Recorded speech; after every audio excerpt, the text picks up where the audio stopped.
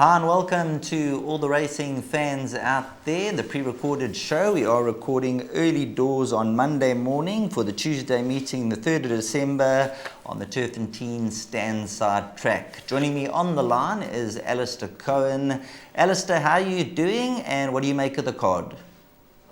Sheldon, all good, thanks. It was a great weekend. Trust that you're doing well. Well done with your selections on this show for Hollywoodbets Scottsville on Sunday. I thought the Betway Summer Cup was out of the top draw. It was lovely to be there. It was nice to sort of be a face in the crowd and not have to worry about sort of serving anybody. So it was a lovely day out at Turffontein. The results didn't go my way, but they did go the way of quite a few, of some people anyway. So well done to all of those. Well done to the winners of the Connections of Atticus Finch. Lovely for a KZN-based owner, Grant Cornwall, being part of the ownership of Atticus Finch and him realising his dream of getting a Grade 1 winner to Alec Laird and Calvin Habib, Lance Clark, Gary Basil, part of the ownership as well, master of my fate bred by Fontein. Stud absolutely superb. As for Quid Pro Quo, I mean, I couldn't have her without a prep run. I thought that she'd have a lot to do, and you know, obviously that doubts of whether she was going to train on after being a freakish 2-year-old. Well, she is an absolute freak. There's nothing quite like her in the 3-year-old filly scene, that I can tell you categorically. Great day out, and as for this card, to answer your second question, the word competitive gets used a lot in racing. This is competitive. Obviously, race 5, the highlight of the day with Heather's Boy being a red-hot favourite, but let's see if it all goes according to plan. Race number 1 over 1,000 metres. Looking at the betting, the first timer, number 6, Jet Karari from the Tony Peters stable, has shortened 18 to 10. Number 10, Bilingual, is 22 to 10. And then we have Panthera Unthia at 4 to 1. Have you heard anything on the ground about number 6, Jet Karari? No, absolutely nothing, Sheldon. Thank goodness this race is not part of the exotics. It's not strong by any stretch of the imagination. It won't take much for number 6, Jet Karari, to do anything in this race. Pelisila Makawa and Tony Peter teamed up for a Work Riders win just a week ago. They team up for Work Riders wins often. Tony is sort of earmark these Work Riders races to get certain horses started, and it has worked to good effect. An outside draw down the straight to Turffontein is also going to help his chances. So judging by the money, the expectations are there, and I'd expect number 6, Jet Karari, to run a big race. Of the race runners, 2 horses interest me here. They are number 10, Bilingual. Tom Lukele takes a ride for St. John Gray with the fillies allowance, 6 allowance, 57.5. Outside draw should be right there on the last run, finished in front of Panthera Unthia. I don't see that swinging around. They meet on pretty similar terms, but from that point of view, I think number 10, Bilingual, has a good opportunity as the race runners go. And then number 2, Sky on Fire, I think represents some top 4 value with Tapiso Matsuele on board for Tyrone Zaki, dropping back to 1,000 metres. Got bits and pieces of form where it looks like he might be able to get at least into the top 4 here. Moving along to race number 2, which will be the opening leg of the bipot. It's over 1,000 metres. Number 3, Winter in Paris, is your 7 to 2 favourite. Number 1, Take Your Place, 4 to 1. And the number 2, Lilac Snow, around 5 to 1. What do you make of number 3, Winter in Paris? A 4-year-old daughter of Wada Winter from the Diane Stenger stable. Seems to be improving, and a career best last time out. Yeah, I have my reservations here. She's a weak favourite as a result of the form line, I think, Sheldon. Lady of Memphis on debut won on that occasion. She's the only horse that's actually sparked up out of that form line, having run second straight out the maidens. Everything else in and around, everything else behind Windsor in Paris hasn't done much, with the exception of Chili Marmalade, who ran 7th and subsequently ran 3rd. But there are no direct winners out of that form line. In fact, there are absolutely 0 winners from that form line, full stop. So that is a little bit of a worry. But with that said, this doesn't look like a very strong race, and at least she is coming along. You remember the mother Louvre. If she didn't race in the era of Beach Beauty, Louvre would have won a few more feature races than what she did. High number draw is going to help her chances. So she's a live chance. There's no way that you can write her off. But I wouldn't be looking to have a win bet on the nose. I'd rather be looking to include quite a few around her in various bets. I think number 11, Gregarious, has a little bit of scope to improve. Pilasande Paulie takes a ride for Tony Peter. The debut for me came in a pretty hot race behind the James Crawford, the Brett and James Crawford train runner, Fastnet Filly. And if you go and have a look at all the horses that were in and around her, that is traditionally, that first race down the straight on Allied Steel Road on a Mission Charity Mile Day is traditionally a pretty strong maiden. And the direct winner from that form was also ran third in the form of Mile One and Only. It was only about 3 lengths in front of Gregarious. The horse who ran fourth, Lady Bomber, ran fifth in a highly hot maiden on Betway Summer Cup Day. And then the second horse, Roaming Spirit, ran third in that same race. So I think the form's all aligning. And I think number 11, Gregarious, could be a live chance in the second race, the first leg of the bipod, at a price of double figures at around 10 to 1. I have respect for a few here. I don't think Cape Saffron's got the game to win over 1,000 metres on debut, but she might be able to run on. Sean Terry's got a very good record with his family of number 10, Golden Alexia. Craig Zaki's booking does kind of raise a few eyebrows and keep me interested. And number 2, Lilac Snow is another horse to include. So 3 and 11, the two horses are going to work around in race number 2, but there are a few inclusions that should get somewhere into the mix. Moving on to race number 3, the opening leg of the Place Accumulator, which is your suggested bet, and you're going to bank the 16 to 10 favourite number 4, Birthright. And looking at Birthright from the Alec Laird stable, they're going to be on a high, a one-time winner from 11 races to date, overdue for that second victory. Absolutely. Alex done a good job with this horse, because when he started his career, he was a bit of a basket case in the 4 Birthright. He tried him over a trip at just his third start in the over race when going off at 8 to 10, and it took him a while to sort of get the hang of things, but he's remained consistent. His trip down to Durban was a fruitful one without winning, but definitely hit the boards and earned a little bit of money. Has remained consistent with blinkers on. I think that's been the key to him sort of finding a little bit of life. And on all the collateral form lines, beat Douglas Dragon on the 22nd of October, has a very valuable swing at the weights. I see absolutely no reason why that should suddenly turn around. And then again to Mount Darwin, who's a horse that I always have time for, finished in front of Mount Darwin on the 2nd of November, and comes in here 2.5 kilos better off for finishing in front of him. A small field, I can't see him missing the top 3. Number 4, Birthright, deserves a place at the top of the boards, and a hard horse to beat for me. As we shoot into race number 4, which will be over 2,000 metres, the opening leg of the Pick 6, and just looking at your selections here, or your numbers you've gone with, numbers 2, 9 and 11, with number 2, Roman's Revenge, the 22 to 10 favourite. I watched him closely last time, Sheldon. It wasn't a very strong race. It was an MR66.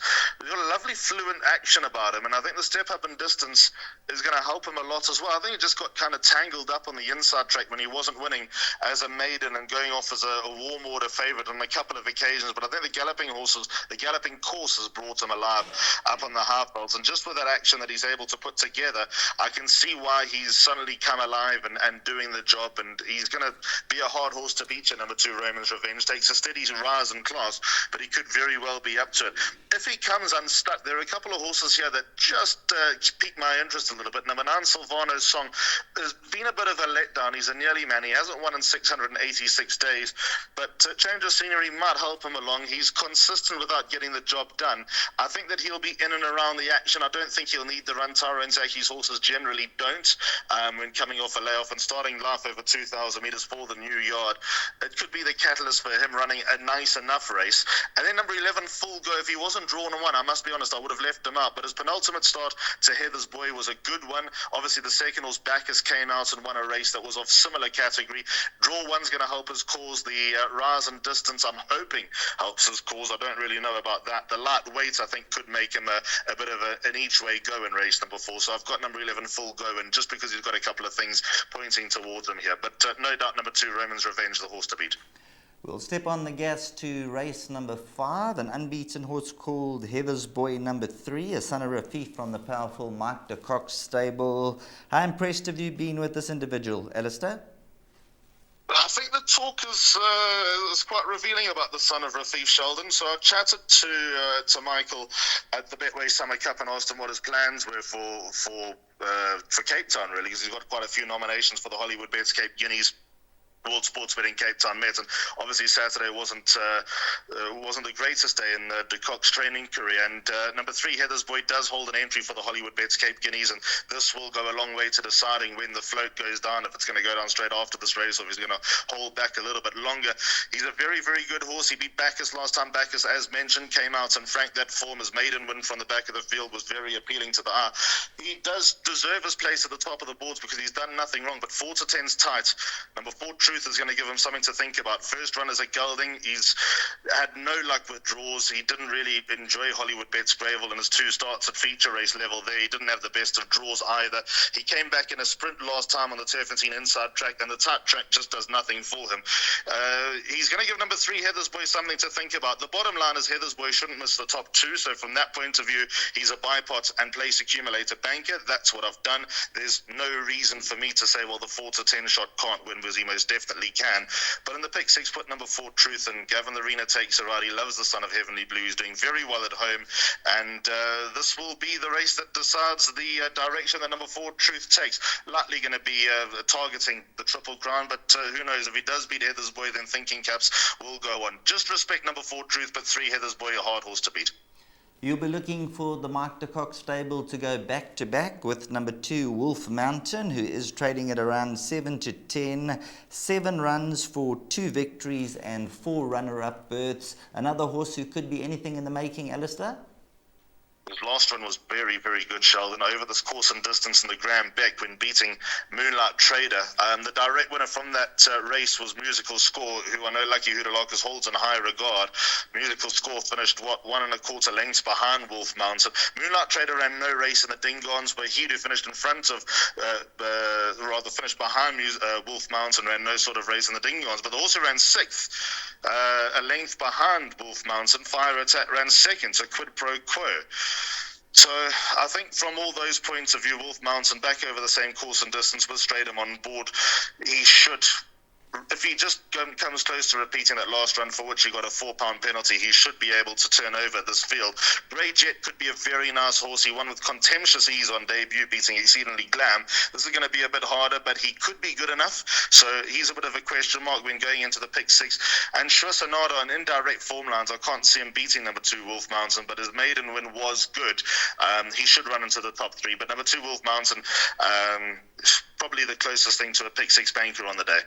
Well, they're the 2 good things on the day. Hopefully they come through for the connections as we move on to race number 7. And just looking at race number 7, you're not taking a chance here. You're throwing in a trio of runners, numbers 4, 6 and 7, and looking to survive. Yeah, that is pretty much the idea here, Sheldon, because it's such an open race. If you threw any name at me, I wouldn't be able to totally write them off, except maybe number 3, Damo Star. I think coming back from a layoff and with the numbers that she's been putting together lately, it's going to be tough for her. But I think everything else has some sort of claims here. So 4, 6 and 7 are the numbers. Let's go through them. Certa, number 4 on the card, out of Grade 1 winning mare, Europa Point, is a very neat filly. She's got something about her. She's got an awkward draw. Gavin Larina's on board. On the last run to Alabama Anna has actually waited to turn that form around. But with that said, Curtis definitely got a little bit more progress to come. I think she may have won a little bit easier than the margin suggested. She's not an open and shut case, obviously coming back from a layoff and with 3 horses in my place accumulator. But there's no way that you can write her off and say that she can't win, because she most definitely can. Number 6, Queen of Love, was tested at a high level last time in the Starling Stakes. What's interesting about that race, Sheldon, is that the second horse, World of Alice, came out and won. And World of Alice wasn't all that far in front of Queen of Love. Fatal Flaw won it very easily. Poblano's been disappointed, but there's another horse here, Valieva, who was 4 lengths in front of Queen of Love, who ran 3rd. I think 52 kilos is going to help this filly's cause. Cabello Mazzaniani is probably one of the premier lightweight jockeys in the country, so he's going to get every assistance from the saddle for this daughter of Rafif. And the Magna Yard's going along fairly well at the moment. 3rd run after arrest. I've got time for her. And then, as mentioned, wherever Certa runs, Alabama Anna's actually waited to run in front of her. She's held her form, she's remained consistent, and she should be in the top 4, hopefully for the PA purposes, top 3, and we can at least double up in the very, very tricky 7th race on the card. One other horse I do want to talk about that's got an undeniable pick 6 inclusion. That's number 2, That's My Baby. The support and talk for her on Hollywoodbets Durban July Day suggested that there might have been expectations that she'd run better. She's not really hit the lights out since Hollywoodbets Durbanville, but I think there's something there. I think she's now in the calmest waters for a very, very long time, and I'm expecting her to run a lot better. If she doesn't win, I think she can get into the top 4, and she might be a little bit of a price. Let's have a look. She's a 10-to-1 shot. On to race number 8, the penultimate race of the afternoon, where number 3, Tried and True, is your second favourite at 5-2. Number 6, Palace Dancer, 22-10 and 5-2, so not much to separate these two. And then number 4, Boom Boom, at a price of 4-1. Scratched is number 5, Future Date, at the early time of recording. And looking at your selections, you're going with numbers 3 and 6, Alistair. Yeah, I'm going to trust the market here, Sheldon. I think number 3, Tried and True, would be my top choice. Just the way that she won last time and going off to the front and just running Pretty and Alia into the ground was beautiful to see. She was fair in Cape Town, but as we know, at that level especially, they do have quite a bit in hand when they come up to Joburg, and Tried and True is just a case in point. I thought her run at Hollywoodbets Greyville on the poly track, her first run after a break, was fair. It was a good second behind La Ultimo. That clearly just shook off the cobwebs, and she's done wonders. She's gone up another 7 pounds in the ratings for that win, but that's warranted by how she won. She's dropping 200 metres. I see that being no hindrance whatsoever, and the fact that there's a bit of early money for number 3, Tried and True, does not surprise me. 6, Palace Dancers, upwardly mobile. Gavin Arena sticks with us to Ultra Patala Palace. I was chatting to the owner at Turffontein on Saturday. He cannot wait for Palace Dancer to run. Good old Amos and Causey. Where's the Silks? He's a real fan of racing, and I think that her consistency is likely to serve her well, number 6, Palace Dancer, so she should go well enough. I can't see either of those. I can't see both of those missing the top 2. Boom Boom, I have a lot of respect for as well. Her last run was very, very good, running third to Happy Mode. That makes her a live chance as well, but in the PA, just 3 and 6. And then ending off the meeting, race number 9, which will be over 1,160 metres down the straight, numbers 1, 4 and 5. Those are your top 3 selections. Starting with number 1, What a Tiger, a 6-time winner, and a horse who really never runs a bad race, besides 1 or 2 here and there. Yeah, Sheldon, if the first race is the hardest race, this is probably the second hardest race on the card. I think there are a lot in here with chances, and there could be a few sneaking at a big price that might not be in the form of their allows, that just on the back of a rating drop might be able to do a little bit of damage to quartets. But I'm satisfied that between 1, 4 and 5, we'll survive the final leg of the PA. Number 1, What a Tiger, is undoubtedly a better horse at the Vaal than he is at Turffontein, but he's just been consistent. Pierce Stradham is riding out of the top draw, especially for Fabian Habib. So there's every chance that number 1, What a Tiger, will remain consistent, and he should take his career earnings past $500,000 here. Just needs to run to the top 5 for PA purposes, hopefully into the top 3. Number 4, Seawolf, I think is improving. Now that form line, Sheldon, is a hot form line. Seawolf, I wouldn't say came from nowhere, because there's always been expectations that he was probably underachieving. But if you have a look at that form line, second horse, Big Boy Bruce, came out and won. Third horse, Potberry, came out and won a very hot maiden. Fourth horse, On Target, came out and won. The fifth horse, Legendary, came out and ran second. So that is as hot a form line as you're going to get. So number 4, Seawolf, big chance. Caden Brewer takes it right for Tony Peter. And then number 5, Fire Away's got to be better than the last run. That was a graduation level. First run is a gelding. Hopefully that will bring him about. He's a very handsome son of Fire Away as number 5, Bay Empire. And I'm expecting a lot better this time around. But no doubt number 4, Seawolf, is my top selection. 4, 1 and 5, if you ask me, in order of preference for the finale. So that's a look at the 9-race program. Alistair, we're going to bring up your suggested bet for the day. So if you wouldn't mind taking us through all your selections for your fans out there. So the PA begins at 1, and this could be the way to go on the day. Banker 4, Birthrights in the first leg, by 2, 9 and 11, Raymond's Revenge, Silvano's Song, and Full Go. By Banker 3, Heather's Boy. By Banker 2, Wolf Mountain. Hopefully De Kock can at least do us the job there. Then 4, 6 and 7, Serta, Queen of Love, and Alabama. And by 3 and 6, Tried and True, and Palace Dance. I'd expect those two to run into the top 3. And 1, 4 and 5, What a Tiger, Seawolf, and Bay Empire to finish off. Well, thanks very much, Alistair, for your time, as usual, and hopefully the horses do it for us on the track. Keep well. Always a pleasure, Sheldon. Likewise, and we'll chat again soon. Thanks very much to Alistair Cohen joining us on the line for the 9-race program out at Turffontein. Best of luck, and may your runners run faster than the others.